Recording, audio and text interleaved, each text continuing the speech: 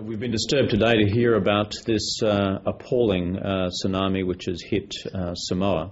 I have today been in contact with the Acting Prime Minister of Samoa and with the Australian High Commissioner there as well to pass on the condolences of the Australian Government and the Australian people for the loss of life.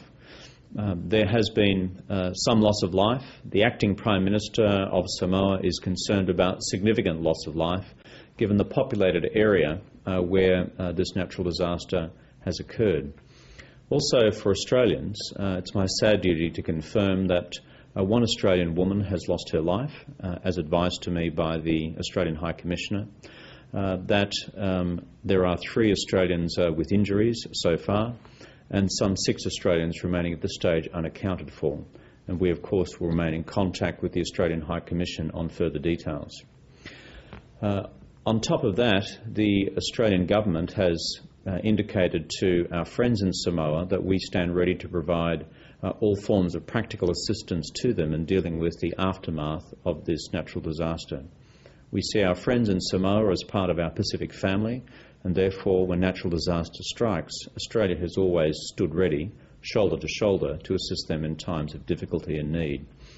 Finally, as Chairman of the Pacific Island Forum, and speaking on behalf, therefore, of the entire region, could I also say to our friends in Samoa that we are with you at a time of great natural disaster and a time of great personal tragedy.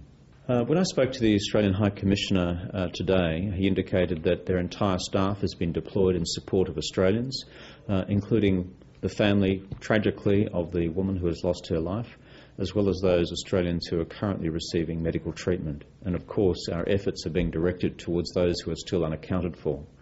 On top of that, the Australian High Commission is working closely with the Government of Samoa on the overall natural disaster clean-up and recovery arrangements. When I spoke to the Acting High Commissioner only a couple of hours ago, he was about to attend a formal meeting of the Natural Disaster Committee of the Samoan Government with the Acting Prime Minister. We're awaiting final confirmation as to what they need. Australia already has 2 RAAF Hercules aircraft on standby at Richmond, ready to go. We've made arrangements as necessary with commercial aircraft, depending on the nature of the needs. We have all possible resources necessary and ready to assist. We simply need final confirmation of that which is needed.